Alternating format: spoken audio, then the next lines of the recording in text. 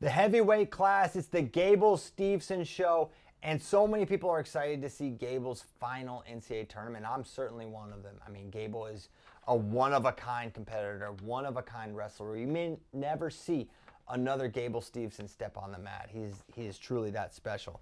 And so I'm going to cut to the chase in terms of title contenders. I really can't put anyone in the category of Gable-Steveson. You look at what he did the Big Ten Championships to Greg Kerfleet, and Greg is an undefeated national champion, a guy who's great on the international scene as well, and it wasn't competitive. Greg didn't have a legit chance to score at any point in time.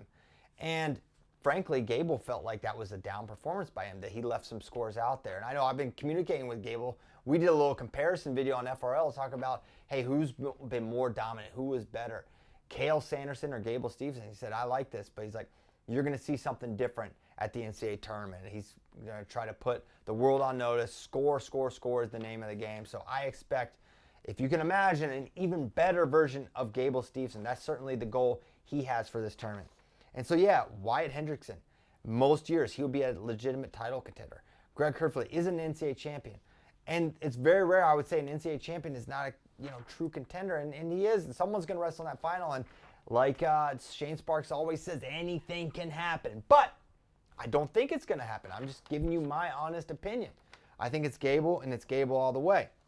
Now, who are some of the sleepers I've got my eye on? Well, I've been riding this guy. I've been high on him all year long, and he hasn't had that big tournament breakthrough yet, but I think it's coming at the NCAA tournament. That's Ohio State's 12 seed Nick Feldman. I think he actually punches through from the 12. I have him on my bracket right here, making it to that semifinal. I think he goes through Ben Keeter, and you're probably saying, wait, Ben Keeter beat him twice. I know. I don't know what I'm thinking. I could be wrong.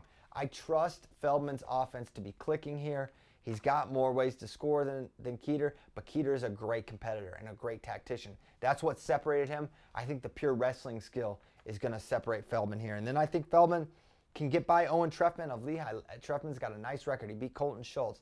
But I think Feldman, being so battle-tested, so many tough matches this year, I think he gets over the hump there before falling in probably dominant fashion to Gable-Steveson.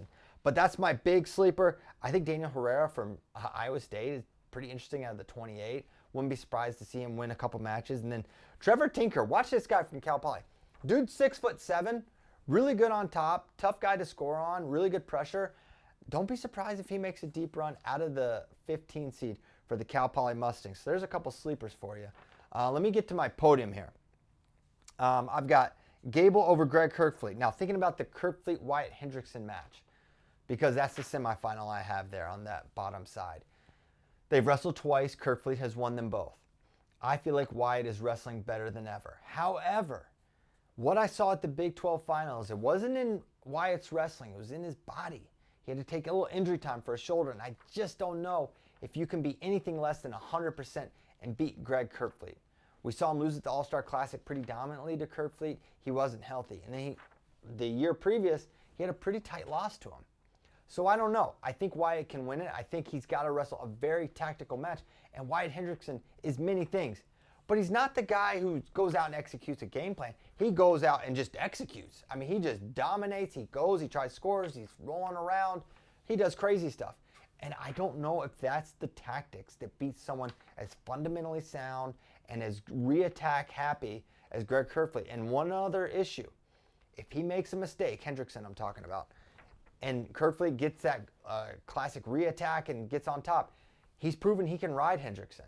And Hendrickson has not been challenged from the top position this year, but I think he will be against Greg. And Greg knows that, and Greg will work to ride. And I think those are the things that just have me. There were parts of the season I was like, I think Wyatt can beat Greg. I really did. And then I think he's just not quite clicking at 100, and I think that's the difference. So I wanted to pick Wyatt just for the simple fact, especially at this point, it feels like Greg's not going to be able to beat Gable. But you have the element of chaos with Wyatt. It's like, you may not be able to beat a guy, but if you can pin him, that's it. The match is over. And I think Greg can't, Greg can't pin Gable, but maybe Wyatt could catch him, make something crazy happen, give the crowd a ooh-ah moment. But I don't see it happening. I got Greg winning that match. Now, I do have Wyatt getting third over Nick Feldman. Again, I do have Nick having a big tournament. We'll see if it happens. Isaac Trumbull, fifth. Ben Keeter 6th, Josh Heinzelman 7th, Colton Schultz 8th. In the blood round, I have 4 seed Owen Treffin. I have him falling to his former teammate, Isaac Trumbull, the 7th seed. Treffin transferred from NC State because he couldn't beat out Trumbull. And I think that's what bears out in the round of 12. I have Colton Schultz being Jim Mullen in the round of 12. I have Keeter being Pitzer. That's an interesting matchup. Pitzer's very dangerous. Good wrestler from the top position. These are 2 of the smaller heavyweights in NCAA wrestling. And then I have Heinzelman beating Lucas Luffman. These are super competitive round of 12 matches that could go a lot of different directions. A match to keep your eye on, 7-10, Pitzer versus Trumbull. I think Pitzer could get the job done. He beat him at ACCs. Could he do that again? I think it's entirely possible. I think this weight maybe has one of the bigger numbers of All-American possibilities because I think there's a lot of high-level guys. It's a pretty deep weight class. You got 12 seeds, 13 seeds, 10 seeds, all with great chances to get on the podium and pretty high on the podium. But at the end of it all, the story for heavyweight is going to be Gable Steveson, who's going to look to have a signature finish for what's been an exemplary NCAA career. He'll go down a 3-time NCAA champion, someone who hasn't lost since that freshman year in 2019, someone who really in a different reality could be looking at 4 NCAA champions if he took advantage of the 2021 year. And I think that's what we're going to see from Gable. I think we're going to see takedowns galore. I think I said it on the show. It's like, man, it's not unreasonable for Gable to tech his way through this tournament just because takedowns are worth 3 now. No one can take him down. If you shoot on him, he's going to re-attack, go behind. He can score basically every time he attacks. He can ride. And he's so powerful in some of his leg attacks, he puts you straight to your back. So I think Gable, masterpiece incoming. Certainly going to bonus his way to the finals would be my prediction. I would not rule out with the bright lights on him and knowing that the entire world is going to be watching those NCAA finals live on ESPN. I think Gable gives us a masterpiece performance to close out an incredible career, truly one of the greatest of all time. And my only hope out of this is that it spurs on Gable to continue wrestling on the international scene, representing Team USA and bringing home gold for the United States of America yet again, as he did in 2021 at the Olympic Games. So I'm excited for heavyweight class. I'm excited to see if Gable can do what he's trying to do, what he's planning to do. And I'm most excited to see, can anyone slow this guy down?